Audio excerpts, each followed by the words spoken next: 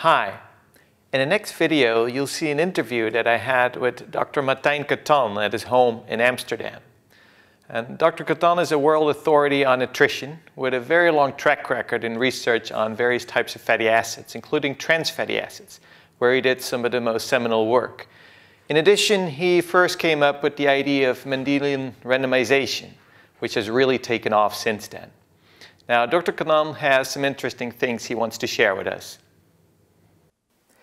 Dr. Katan, thank you very much for your willingness to talk to us today and share your views on fatty acids. It's hard to imagine that there was once a time that foods were loaded with trans fatty acids. Can you briefly describe that era? Yes, that started more than 100 years ago. Originally, most people worked the land and they ate porridge in their cottage, in their farm. And then you had a transition to industry and people had to travel to factories and they needed food that could travel with them, and that was bread and butter. So there was not enough butter, which led to the invention of margarine, but there was not enough solid fat to make margarines. And that's where the partial hydrogenation process came in, which was discovered just over a century ago, and that became an enormous boom. People scored the world for suitable oils, originally whale oil and fish oil, and later cottonseed oil and other vegetable oils, and these were then hardened to produce imitation butter. And that lasted until say the mid-1990s, when the message about the ill effects of trans fatty acids really came out. And partially hydrogenated oils were used not just in margarine but in any food that contained fat, because these fats were so convenient for the manufacturer. You could fine-tune their properties, their mouthfeel, their melting point, their stability, their behavior in the product, the long-term stability. This was the ideal form of fat for any food manufacturer, so it was used very widely. Mm-hmm. And then it turned out that these trans fat had some very bad properties, and your work done in Wageningen about 25 years ago showed that these trans fatty acids strongly raise LDL cholesterol levels in plasma. Yes. And what led you to study these trans fats, and how did you study them? Well, I had a theory. We were studying the effect of fats on high-density lipoproteins, on HDL. And I had this theory that as the number of double bonds in a fatty acid increased, it caused a lower HDL. We had seen this going from saturated to monounsaturated to polyunsaturated fatty acids. And I said, trans fatty acids are going to be intermediate between saturates and monounsaturates. Let's test that. Another reason was that we had analyzed edible fats, margarines, in the early 1980s on behalf of the Netherlands Heart Foundation, which needed that information for their nutrition education. And I was struck by the strange composition of especially margarines with partially hydrogenated fish oils. You had this wilderness of peaks at the end of the chromatogram, and I thought, what are these things doing? So those came together, and that's why we did the experiment. Okay. Were you surprised when you found out the results of the study? Well, Ronald Mensing did the study as my PhD student. He came into my office quite excited, which is totally unusual for him. And he said, look, I found the results, and these things lower HDL. And my first reaction was, you must have mixed something up. It's impossible that these fats lower HDL to such an extent. But he never mixed up anything, and the whole experiment was really solid as a rock. So yes, these trans fats, surprisingly, they destroyed my hypothesis, and they clearly lowered HDL cholesterol substantially. And what happened after you published those results in the New England Journal of Medicine? I mean, how did people react? Very diversely. The palm oil people and the dairy people were they were delighted. They said, justice at last. look, they've bad-mouthed our butter and our palm oil, which is saturated fat. And now it turns out that these so-called heart-healthy margarines are even worse. So they were very much in favor.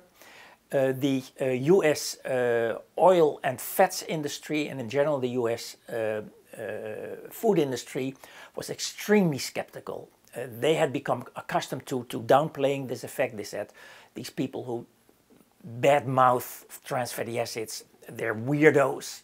So leave it to the public relations office to take care of it. And then Unilever, which had helped us with the study, especially by constructing these fats, they took it seriously, but they said, well, we want more information before we make such a huge change. So the first thing we did was do another experiment with a slightly different type of trans fat to see if we could confirm this, because I also thought, can this be true? I want to see another study. Now, you've also done a lot of work on saturated fatty acids and unsaturated fatty acids and their impact on blood cholesterol levels. And currently there's a lot of activity going on the internet and in medical journals about the potential effect of saturated fat on heart disease and this effect being questioned by many. Do you think that the current recommendation to lower saturated fat should be abandoned? What is your view on this issue? I think the recommendation to replace saturated by unsaturated fatty acids is very strongly substantiated by the science. There's of course the epidemiology, there's the effect on blood lipoprotein levels, which is beyond doubt. And there's the randomized controlled clinical trials, which many people are not aware of. But clinical studies were done with thousands of people in the 1960s and 1970s, showing that replacing saturated by polyunsaturated fat in the diet lowered the incidence of coronary heart disease. So I think the evidence for this is very strong. It's just not as urgent as it was 50 years ago. First, because heart disease is receding to a very old age. The biggest cause of death in the Netherlands is now cancer, and that is because heart disease has so much gone down.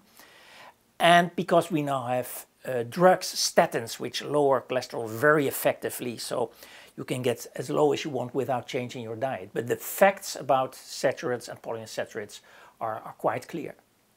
Okay. In your second part of your career, you've increasingly voiced your concerns about the role of the food industry in nutritional science. And what are those concerns, and are those views based on your experience with trans fats and some of your other work? Well, I've worked with food industries very broadly over decades of years, and I've seen a development where first health became more and more important as a marketing argument. 30, 40 years ago, people bought food because they could afford it and it tasted good and maybe health was a concern. Now it's a prime concern. At the same time, the industry has become more competitive, more globalized and more vulnerable to competitors. And the horizon has shortened. The short-term profit has become more and more important. And a result of all this has been that industry has pressurized researchers more and more to provide them with good news. At the same time, societal support of science has decreased. Universities no longer can afford to fund research, so researchers are stimulated and even forced to go to industry for research money.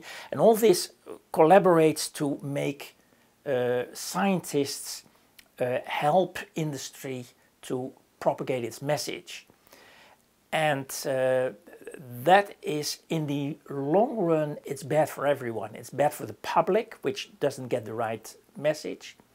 It's bad for the science, because the science is no longer concerned with finding out how things really are, but trying to get a favorable message for the sponsor. And it's bad for the confidence in science, because people are saying more and more, oh well, we can't believe these nutrition scientists, they're all paid by industry. So it's a very worrisome development. I've seen it in the field of fats and oils very strongly with the dairy industry, because for the dairy industry, saturated fat is a central problem. The cow produces a highly saturated fat and they can't just burn it or something, they have to sell it. And the dairy industry is very well organized, very intelligent, hardworking people, and they have waged a very well organized campaign to reduce the guilt, so to speak, of saturated fat, to change the image of saturated fat in the eyes of doctors, medical people, media. And I think they've been reasonably successful. They've funded a lot of research, they've funded a lot of scientists, and I think they're now beginning to see results. But the palm oil people have done similar things. The olive oil people have promoted their product as the source of health, the fountain of health, have also been fairly successful, even though olive oil as an oil is certainly not superior to cheaper soybean or sunflower oil. And of course you see the same with tea and with just about any food that you care to talk about. This is what an industry is supposed to do, to sell its stuff by any means possible, and that is what they do. Mm-hmm. And what about the sugar industry? Do you see a special role for the sugar industry in this regard? Yes, the sugar industry, or more generally the sweetened beverage and sweetened food industry, is now gliding into the shoes of the what once was the cigarette industry. They are the villain in the obesity epidemic, and instinctively or automatically they're using the same defenses as the sugar industry tried to use 50 years ago. So they're hiring scientists to improve their image. They're trying to infiltrate into sports, etc., also to associate their image with that of being active. And they're fighting any initiative to reduce sugar intake. For instance, soda taxes in the United States have until recently all been defeated because of massive amounts, millions of dollars poured into anti-campaigns by the sugar industry, the soda industry. Although Berkeley now has won. In the town of Berkeley, they have, even though they were very weak compared with the industry, they won the vote. So that may change some things. Mm-hmm. Now, finally, a lot of our students are very health conscious. Yes. Do you have a final important message for our students with regards to nutrition and health? Well, different people have different needs. Some people have a tendency to gain weight, and that is something you need to watch. And that has very little to do with the composition of your diet. It has much more to do with the convenience and the taste and the price of your food. So there you have to consciously watch where you're eating, who you're eating with, how much you're eating. If you're not someone with a weight problem, you might want to watch your blood pressure and your cholesterol, because they affect the health of your arteries and of your heart. Your blood pressure is affected by salt. You can eat salt with potassium instead of with sodium, which helps a lot. And your cholesterol is affected by the type of fats that you eat, where polyunsaturated fats lower your cholesterol. So there's quite a bit you can do. And finally, I would say watch your alcohol intake, because alcohol is a very dangerous substance which causes a lot of grief and disease and death. As a final question, what does it take to become an expert in nutrition? It takes a lot of things. You have to be knowledgeable about statistics, about diseases, about physiology, but don't forget that you have to know about food and what is in food, and this is often neglected nowadays. You cannot be a nutrition expert if you're not aware of what is in food and how these substances are measured.